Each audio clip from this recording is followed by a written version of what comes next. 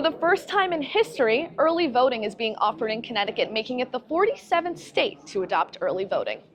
And I'm Molly Bruton. These stories and more on Sacred Heart's very own monthly news program. Right here in Central Park stands Edra Soto's piece, Graft, which connects New York City to working-class Puerto Rican communities. In little more than a week, the highly anticipated presidential election will be on November 5th. Sacred Heart University is making efforts to get out the vote by introducing their new on-campus initiative to get students more involved in the democratic process. Colin Mora has the story. Women's lacrosse is taking the turf on campus field Wednesday at 3 p.m. against Long Island University. Sacred Heart University is raising awareness about Alzheimer's by holding their annual walk to end Alzheimer's.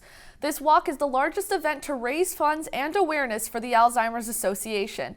It's held annually in more than 600 communities nationwide. Maria Kelly has the story. When we come back, find out about the Big Mac. And no, we're not talking about the burger. Thanks, Jake. It's a new year and a new conference. After a 24-year membership with the Northeast Conference, welcome back to the Pulse. This month, there was an event on campus to bring the student body together to celebrate unity and diversity. The conference was spearheaded by Toto Wafi. The mainstream will have no other choice but to join in on this. This past month, Toto Wafi, a digital media and news company, took a trip to Sacred Heart to host Revolution 2024, Unity and Diversity Conference. This event took place over the course of 2 days, celebrating the power of diversity, inclusion, and community. There were multiple discussions to attend over the weekend, such as highlighting the topics of colorism versus racism, culture in media, the impact of entrepreneurship, and unity and diversity. In addition to these conversations, there were family fun activities and interactive booths that showcased local businesses. Salem, Massachusetts is home to the witch trials. Sacred Heart students recently took a trip and a tour through the iconic Salem Witch Museum and saw some spine-chilling exhibits, as well as a chance to explore a town where history meets the paranormal. Kayla Nista has the story. Thanks for watching, and be sure to tune into our next episode. I'm Molly Bruton. Located right in the heart of Bridgeport, Connecticut, St. Vincent's Medical Center stands at the forefront of patient care, providing both inpatient and outpatient services, which also include trauma care and surgery. A recent donation of brand new clothing is helping St. Vincent's provide comfort and dignity to patients undergoing sexual assault forensic exams. So this particular donation was brought to us through the Jane Doe No More program, which is a wonderful program, really in support of people that have been through this and other sort of very traumatic sexual violent encounters.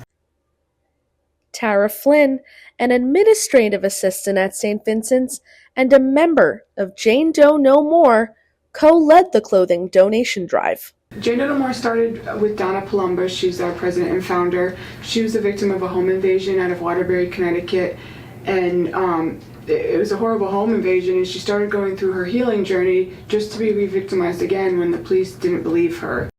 After her fight for justice and she went back and sued the Waterbury Police Department, she said, if I can go through this with a great family support system around me, with people who love me, if I can go through this, what about people who don't have that support around them? What are survivors going through? They don't have that. As a survivor of sexual childhood violence, the purpose behind the drive is personal for Flynn. This is a population that gets overlooked and lots of people don't think or want to think about, unfortunately.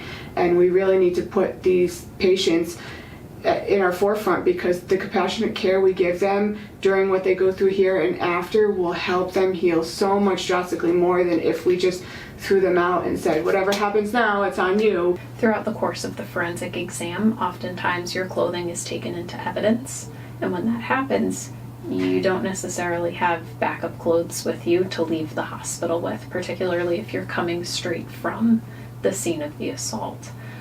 So the impact that this clothing will have on that person who's just, given their clothing to evidence, it's really an immeasurable impact. The donation consisted of dozens of bags filled with brand new clothing such as sweatsuits, bras, and underwear, all going to those in need. You know, what it does is it gives us the opportunity to not only provide a level of compassionate care, but it also helps us preserve the dignity of that person. And in that moment after this exam, and even during the exam, it is a very intrusive exam, and it leaves people very, very vulnerable. So being able to offer them clean, brand new clothing that is theirs, that they can keep and they can leave with, that is not scrubs, that is not, something that we've just kind of pulled together for them. It really speaks to the level of care we want to provide to people. It says we see you as a person who is so worthy of respect, and this is something that we can do for you. To find out more about how you can get involved, visit janedoenomore.org. For The Pulse, Bridgeport, Connecticut, I'm Molly Bruton.